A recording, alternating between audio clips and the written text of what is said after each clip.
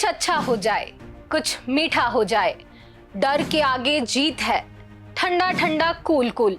ये सभी स्लोगन्स आपने जरूर सुने होंगे। इन विज्ञापनों की पंक्तियां लोगों की जबान पर है। लेकिन अब ये सुनिए, संबंधित प्राधिकरण द्वारा यह अधिसूचित किया जाता है कि आवेदन पत्र की स्वीकृति हेतु समस्त प्रलेखों का विधिवत सत्यापन अपरिहार्य है, अन्यथा यथोचित कार्यवाही प्रारंभ की जाएगी। ये किसी सरकारी दफ्तर का नोटिस है। दोनों हिंदी में है, लेकिन कितना फर्क है ना?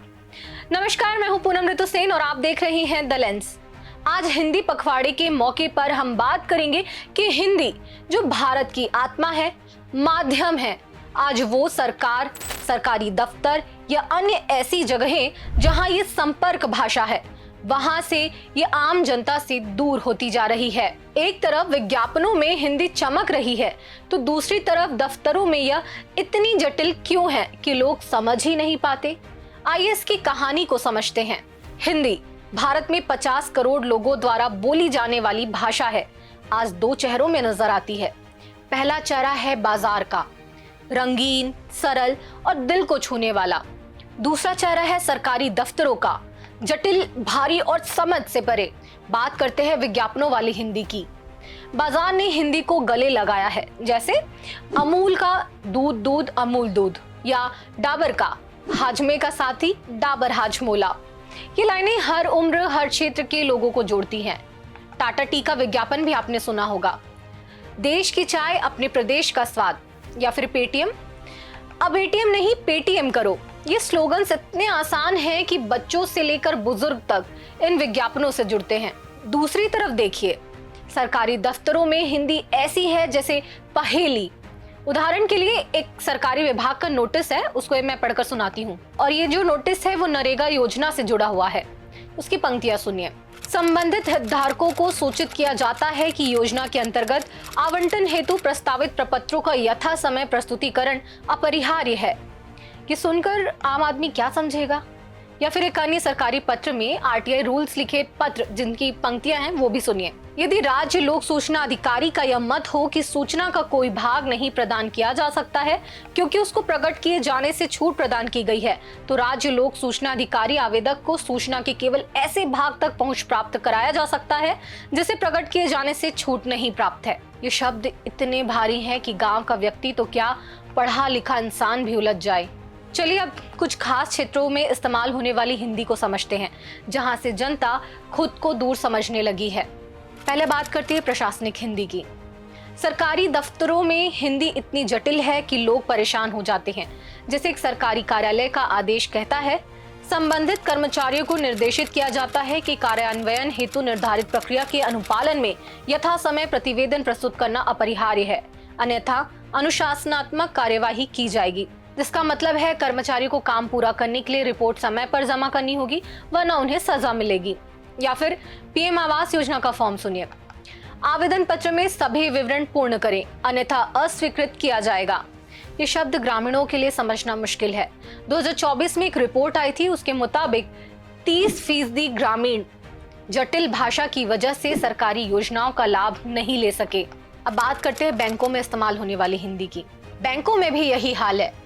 चेक बाउंस होने पर आरबीआई का एक नोटिस कहता है, अपर्याप्त धनराशि के कारण प्रतिभूत वित्तीय साधन की अस्वीकृति पर विधिक प्रक्रिया की अधिसूचना जारी की जाएगी, जिसमें दंडात्मक उपायों का समावेश होगा। यानी चेक बाउंस होने पर कानूनी कार्रवाई होगी, जिसमें जुर्माना शामिल हो सकता है। और फिर आम आदमी ये पढ़कर घबरा जाता है। अदालतों में तो हिंदी और भी भारी है। जैसे एक नोटिस में लिखा होता है, उक्त याचिका की सुनवाई हेतु पक्षकारों को उपस्थित होना अनिवार्य है। या फिर उच्च न्यायालय का एक और नोटिस सुनिए। संपत्ति विवाद के संदर्भ में याचिका की सुनवाई हेतु समस्त प्रलेखों का विधिवत सत्यापन अपरिहार्य है, अन्यथा याचिका निरस्त की जा सकती है। जिसका मतलब है संपत्ति केस की सुनवाई के लिए सभी कागजातों की जांच जरूरी है, वरना केस खारिज हो सकता है। आम लोग इसे पढ़कर समझ ही नहीं पाते कि कोर्ट क्या कह रहा है। अगर लिखा जाए कि मामले की सुनवाई के लिए कोर्ट में आना जरूरी है, तो बात सीधे समझ में आती। तो सवाल ये है कि हिंदी जो इतनी सहज और प्यारी थी वो इतनी जटिल कैसे हो गई।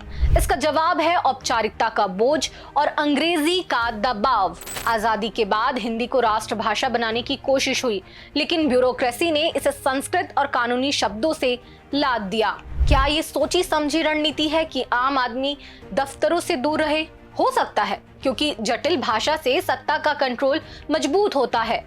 द लेंस ने इस बारे में पूर्व आईएएस और वरिष्ठ लेखक डॉक्टर सुशील त्रिवेदी जी से बात की। सुनिए इस विषय पर उनकी राय। देखिए पूनम जी, आपके सवाल के 3 अलग अलग हिस्से हैं। पहला तो ये थे कि जो सरकारी कामकाज की भाषा है, तो एक देखिए सरकारी कामकाज में पहले तो संविधान आ जाता है, फिर संविधान के अंदर बने गए कानून आ जाते हैं, और कानून के अंदर बने हुए नियम आ जाते हैं, और ये सब के सब अधिकांशतः इनकी भाषा जो होती है वो विधि सम्मत होती है। यानी शब्द में एक अक्षर के इधर उधर होने से ही या एक कॉमा के इधर उधर होने से अर्थ बदल जाता है। इसलिए वहाँ पे वो जो भाषा बनी हुई है अंग्रेजी। अच्छा, हमारे यहाँ पहले क्या था कि अंग्रेज़ों को पहले इस्लामिक शासन था, तो अरबी फारसी का जोर था। तो आप देखेंगे कि अंग्रेज शासन काल में भी सरकारी कामकाज में भी उर्दू के शब्द थे, वो सब चले आते रहे। फिर उर्दू भाषा का समय समाप्त हो गया, अंग्रेजी का समय समाप्त हो गया, सारा कामकाज अब हिंदी और क्षेत्रीय भाषा में होने लगा। पर ये कि जो अवधारणाएं, जो वैधानिक अवधारणाएं, जो शासन की अवधारणाएं, जो प्रशासन की अवधारणाएं थी, उनके लिए जो शब्दावली है, उनके लिए शब्दावली तैयार करने का मामला था। इसीलिए भारत शासन ने वैज्ञानिक तकनीकी शब्दावली आयोग बनाया था 60 के दशक के बाद, और वैज्ञानिक तकनीकी शब्दावली आयोग के अंतर्गत दर्जनों जो है शब्दावली बनाए गए। अब बड़ी बात यह है कि चूँकि हिंदी में उन अंग्रेजी के या उन उर्दू फारसी के शब्दों का कोई पर्याय उपलब्ध था नहीं, इसलिए शब्द गढ़े गए। इससे शब्द क्या गए? गढ़े गए। हम बोलचाल की भाषा में तो बड़े सरलता के साथ कह देते हैं चीज़ों को, समान अर्थी शब्दों का प्रयोग कर लेते हैं, पर जब लीगल भाषा आती है, शासकीय भाषा आती है, तब समानार्थी शब्दों का प्रयोग नहीं हो सकता। वहाँ एक विशिष्ट शब्द ही प्रयोग में आता है, और उस विशिष्ट अंग्रेजी के शब्द के लिए विशिष्ट हिंदी शब्द चाहिए, कोई था नहीं। तो ये जिसको कहते हैं कि एक टकसाली हिंदी चल पड़ी, और इसका हो गया। लगातार ये कोशिश की जा रही है, कि हम हिंदी के जो सहज बोलचाल की भाषा है वो, उसके अलावा भारत की जो दूसरी भाषाएं हैं, अगर उनमें उसके प्रयोग के लिए कोई शब्द आ रहे हैं, विशेष करके तमिल बड़ी समृद्ध भाषा है, बंगाली बड़ी समृद्ध भाषा है, मराठी इस तरह की जो भाषाएं, इनमें अगर जो शब्द हैं उन शब्दों को भी लेकर बनाया जा रहा है, क्योंकि हमारा सारी देश की जो 22 भाषाएं हैं, उन 22 भाषाओं के बीच में एक तालमेल बना रहे, ये कोशिश की जा रही है। पर आपका ये कहना बिल्कुल सही है कि सरकारी भाषा में जो आदेश निकलते हैं, उन आदेशों को भी समझना बड़ा कठिन होता है, और कारण यही है कि वो वैधानिक दायरे में लिखी जाते हैं, जहाँ हर कॉमा फुल स्टॉप का अपना मतलब होता है, हर अर्ध विराम का अपना मतलब होता है, और हर विशिष्ट शब्द का विशिष्ट अर्थ होता है। इस कारण बना रहता है। दरअसल विज्ञापनों ने सरल हिंदी को अपनाया है।